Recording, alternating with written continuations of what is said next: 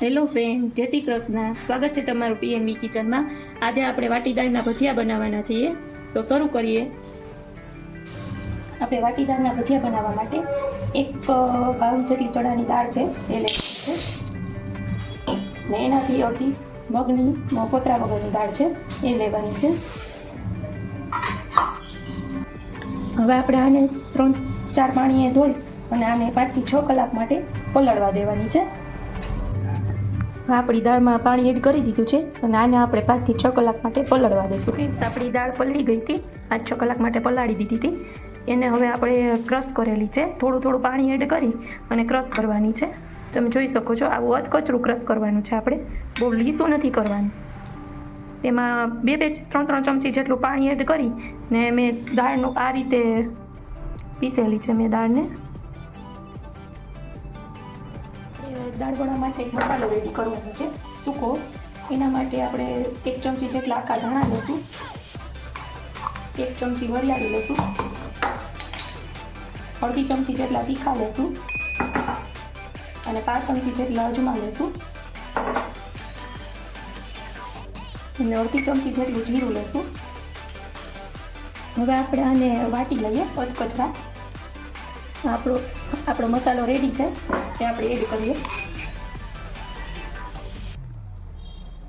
હવે આપણે આમાં 1 નંગ નાની દૂધી, 2 ડુંગળી, 2 બટેટા અને 1 નાનો ટુકડો ગાજરનો અને આદુ મરચાંની પેસ્ટ એ બધું લીધું છે એ આપણે એડ કરીએ આમાં.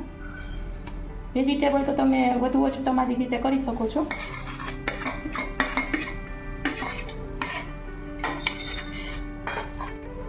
હવે આપણે બધા વેજીટેબલ એડ કરી દીધા છે. હવે આપણે બધા રૂટીન મસાલા એડ કરશું. સ્વાદ પ્રમાણે નિમક, ગરમ મસાલાનું પ્રમાણ આગળ પડતું લેવાનું છે. 1 ચમચી જેટલો ગરમ મસાલો લીધેલો છે, 1 ચમચી લાલ મરચું પાવડર, અડધી ચમચી ધાણા જીરું પાવડર, 5 ચમચી હળદર, 5 ચમચી હિંગ અને 2 ચમચી દળેલી ખાંડ લેવાની છે. હવે બરાબર મિક્સ કરી લઈએ આપણે.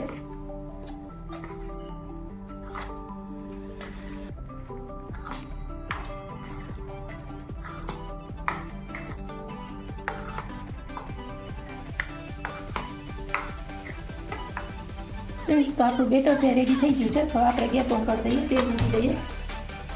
ત્યારે સ્લો રાખશું, સ્લો ટુ મીડિયમ ગેસ રાખશું.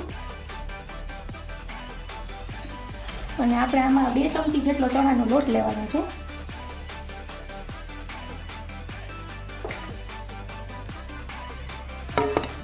બરાબર મિક્સ કરીએ.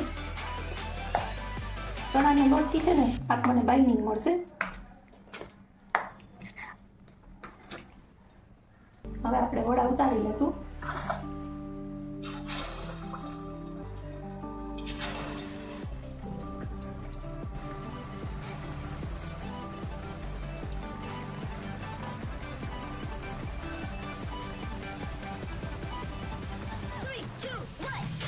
ફ્રેન્ડ્સ, આપણે મીડિયમ ગેસ ઉપર એને તળવાના છે.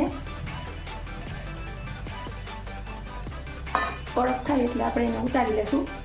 પછી આપણે બીજી વાર પાછા એને ફ્રાય કરવાના છે. તો જુઓ, આપણા વડા રેડી છે. તો આપણે એને કાઢી લઈએ. જોઈ શકો છો તમે.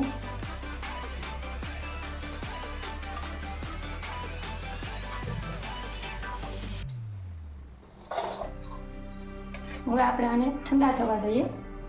ત્યાં સુધીમાં આપણે બીજા વડા ઉતારી લઈએ. તો ફ્રેન્ડ્સ, આપણા વડા છે એ ઠંડા થઈ ગયા છે. હવે આપણે એને આવી રીતે એક લઈ અને એની માથે પ્રેસ કરવાનું છે. આ રીતે બનાવવાના છે આપણે વડા. આવી રીતે આપણે બધા વડા પ્રેસ કરી લઈએ.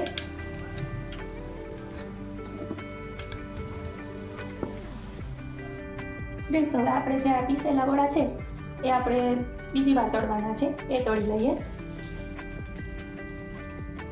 2 વાર તળીએ ને એટલે એકદમ ક્રિસ્પી થશે.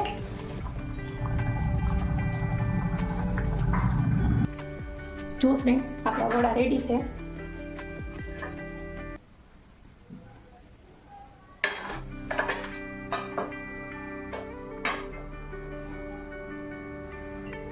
તો ફ્રેન્ડ્સ આપણા વડા રેડી થઈ ગયા છે. હવે આપણે આને ખજૂર આંબલીની ચટણી અને ગ્રીન ચટણી જોડે સર્વ કરીશું. તમે જોઈ શકો છો એકદમ ક્રિસ્પી બન્યા છે. ચાલો ફ્રેન્ડ્સ સર્વ કરીએ. તો મળીએ નવી રેસીપી સાથે. આવજો. જય શ્રી કૃષ્ણ.